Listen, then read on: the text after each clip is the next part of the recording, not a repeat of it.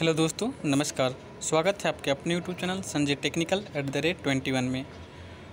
DRDO के लिए हम लोग 2500 क्वेश्चन की स्पेशल सीरीज चालू किए हैं, जिसमें हम प्रतिदिन जो है 25 क्वेश्चन को डिस्कशन करते हैं। उसी सीरीज़ का आज यह पार्ट 5 है, जिसमें हम पुनः 25 क्वेश्चन को डिस्कशन करेंगे। तो चलिए वीडियो को शुरू करते हैं। आज का हमारा पहला प्रश्न है, कार्बोराइजिंग फ्लेम का तापमान 3100 डिग्री सेल्सियस होता है।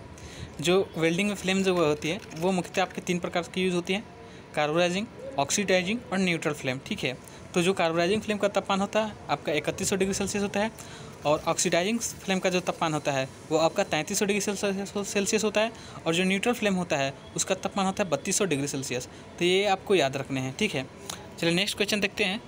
हमारा नेक्स्ट क्वेश्चन है, वेल्डिंग द्वारा किसी धातु पर यहाँ पे किसी धातु पर अन्य धातु की परत चढ़ाने को पैडिंग कहते हैं। यानी कि वेल्डिंग विधि के द्वारा जब हम किसी मेटल के ऊपर किसी अन्य दूसरे मेटल के ऊपर हम दूसरा कोई मेटल चढ़ाते हैं तो उसे हम पैडिंग कहते हैं। ठीक है, चलिए नेक्स्ट क्वेश्चन देखते हैं। स्टील का अपर क्रिटिकल तापमान 800 डिग्री सेल्सियस होता है। तो जो स्टील होता है उसका अपर क्रिटिकल तापमान जब भी पूछा जाए आपसे तो आपको याद रखना है कि उसका अपर क्रिटिकल तापमान जो होता है 800 डिग्री सेल्सियस होता है। इसके साथ ही आपको याद रखना है कि स्टील का लोअर क्रिटिकल तापमान 723 डिग्री सेल्सियस होता है। ठीक है, चलिए नेक्स्ट क्वेश्चन देखते हैं। हमारा नेक्स्ट क्वेश्चन है 4 नंबर का, नाइट्राइडिंग में अमोनिया गैस का प्रयोग करते हैं। यानी कि नाइट्राइडिंग की प्रोसेस में हम अमोनिया गैस का प्रयोग करते हैं। नेक्स्ट क्वेश्चन 5 नंबर है, स्लिप गेज के सबसे छोटे ब्लॉक का साइज़ 0.5 mm होता है। ठीक है, और इसके साथ ही आप याद रखेंगे कि स्लिप गेज के सबसे बड़े ब्लॉक का साइज़ 50 मिलीमीटर होता है, यानी कि 50 mm होता है, 50 mm होता है। ठीक है, चलिए नेक्स्ट क्वेश्चन देखते हैं। माइक्रोमीटर या कैलिपर की शुद्धता को स्लिप गेज के द्वारा चेक किया जाता है। चाहे माइक्रोमीटर हो या कैलिपर, इनकी अगर शुद्धता आपको चेक करनी हो तो आप स्लिप गेज की सहायता से चेक कर सकते हैं। ठीक है, स्लिप गेज के बारे में अनेक बातें बताए थे आपको कि यह इसका जो क्रॉस सेक्शन होता है यह रेक्टेंगुलर होता है, यानी कि इसका आकार जो होता है वो आयताकार होता है। स्लिप गेज के मुख्यतः 4 ग्रेड होते हैं, 0, 00, 1 और 1, 2। ठीक है, तो ये आपको याद रखना है। ठीक है, क्योंकि स्लिप गेज से संबंधित ये सब क्वेश्चन आपके बार बार अलग अलग एग्जाम में पूछे गए हैं और आगे भी पूछे जाएंगे, तो इसलिए आपको इन सब चीज़ों को ध्यान रखना है। नेक्स्ट क्वेश्चन है, एक अच्छे लुब्रिकेंट का फायर पॉइंट लगभग 1500 डिग्री सेल्सियस होना चाहिए। ठीक है, तो फायर पॉइंट क्या होता है लुब्रिकेंट का? तो ऐसा तापमान, लुब्रिकेंट का वह तापमान जिस पर उसमें आग पकड़ लेती है और वह लगातार जलता है, वो उसका फायर पॉइंट होता है। ठीक है, और ये फायर पॉइंट कितना होना चाहिए? लगभग 1500 डिग्री सेल्सियस होना चाहिए। ठीक है, और इसके साथ ही आप एक क्वेश्चन और याद रखेंगे कि लुब्रिकेंट का फ्लैश पॉइंट क्या होता है। ये क्वेश्चन आपसे पूछा जाता है कि लुब्रिकेंट का फ्लैश पॉइंट होता है, तो आप याद रखेंगे कि लुब्रिकेंट का फ्लैश पॉइंट वह पॉइंट तापमान होता है, यानी कि लुब्रिकेंट का वह तापमान जिस पर लुब्रिकेंट जलता नहीं है परंतु उसमें से क्या होता है, पर्याप्त धुआं निकलता है, तो वो उसका होता है फ्लैश पॉइंट। ठीक है, तो ये आपको याद रखेंगे, लुब्रिकेंट का फ्लैश पॉइंट और लुब्रिकेंट का फायर पॉइंट। ठीक है, चलिए नेक्स्ट क्वेश्चन देखते हैं। सिलिकॉन और एल्युमिनियम ऑक्साइड आर्टिफिशियल एब्रेसिव है। यहाँ पे आपका क्वेश्चन है, सिलिकॉन कार्बाइड और एल्युमिनियम ऑक्साइड ये किस प्रकार के एब्रेसिव है? आपके आर्टिफिशियल एब्रेसिव है। एब्रेसिव क्या होते हैं? जो ये पार्टिकल्स होते हैं, छोटे छोटे कण होते हैं जो ग्राइंडिंग व्हील पे प्रयोग किए जाते हैं, जिसकी मदद से ग्राइंडिंग व्हील क्या करता है, कटिंग करता है। तो ये आपके 2 प्रकार से मेनली होते हैं, एक आर्टिफिशियल होता है, एक नेचुरल होता है। तो आपको पिछली वाली वीडियो में हम बताए थे कि नेचुरल एब्रेसिव होते हैं, जैसे कि आपका कोरंडम हो गया, एमरी हो गया, ठीक है, डायमंड हो गया, ये आपके क्या है, नेचुरल एब्रेसिव है, यानी कि प्राकृतिक एब्रेसिव हैं। इसी के साथ आप याद रखेंगे कि सिलिकॉन कार्बाइड और एल्युमिनियम ऑक्साइड ये आपके क्या है, आर्टिफिशियल एब्रेसिव हैं। ठीक है, तो उम्मीद है आपको सारी जानकारी प्राप्त हो गई है एब्रेसिव से संबंधित। नेक्स्ट क्वेश्चन देखते हैं। एलिगेटर बेल्ट को जोड़ने का काम करता है। जो हम पावर ट्रांसमिशन में बेल्ट यूज़ करते हैं तो बेल्ट वगैरह जब कभी क्या होती है टूट जाती हैं तो वहाँ पे हम एलिगेटर का प्रयोग क्या करते हैं, करके बेल्ट को पुनः जोड़ देते हैं। चलिए नेक्स्ट क्वेश्चन है 10 नंबर का, सीट मेटल कार्य में सेल्फ टेपिंग स्क्रू का प्रयोग करते हैं। जहाँ पे सीट मेटल कार्य होते हैं वहाँ पे सेल्फ टेपिंग स्क्रू का हम प्रयोग करते हैं।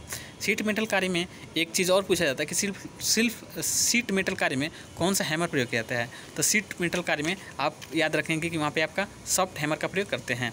ठीक है, या वुड हैमर। ठीक है, वुड हैमर जो लकड़ी के बनाए जाते हैं। ठीक है, नेक्स्ट है, अपकेंद्रीय तथा अभिकेंद्रीय बलों को बैलेंस करने के लिए टेपर रोलर दिया जाता है। ठीक है, यानी कि अब केंद्रीय और अभिकेंद्रीय बलों को बैलेंस करने का कार्य जो है टेपर रोलर करता है। ठीक है, टेपर रोलर की बेरिंग जो होती है आपकी अब केंद्रीय और अभिकेंद्रीय बलों को बैलेंस करने का कार्य करती है।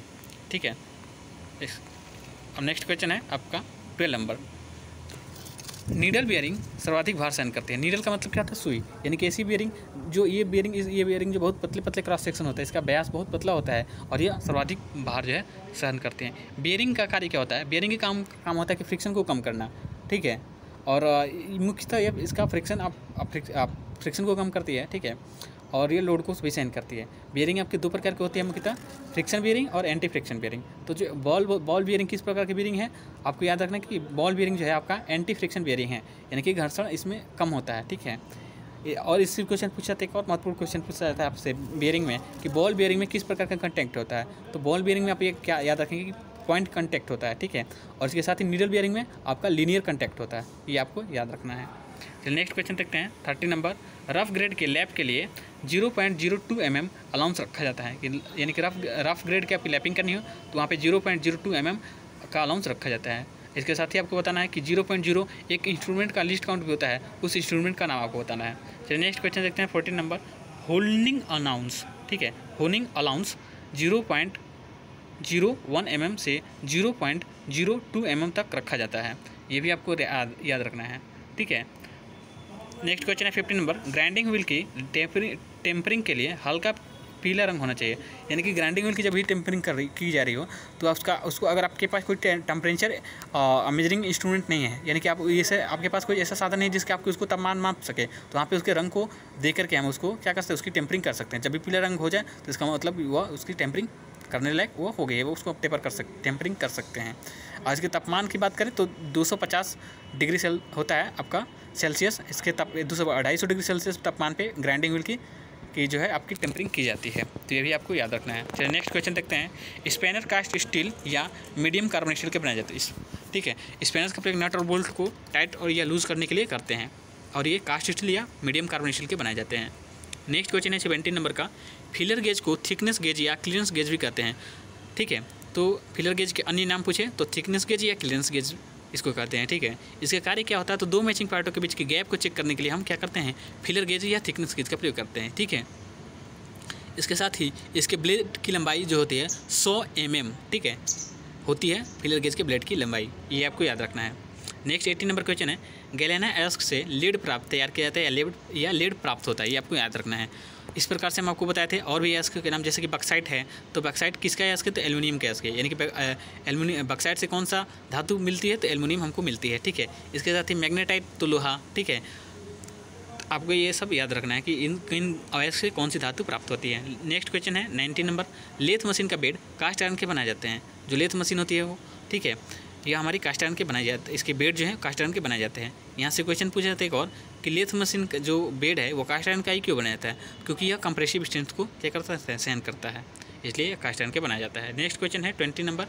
BSF जिसका फुल फॉर्म होता है British standard fine thread, British standard fine thread, ठीक है।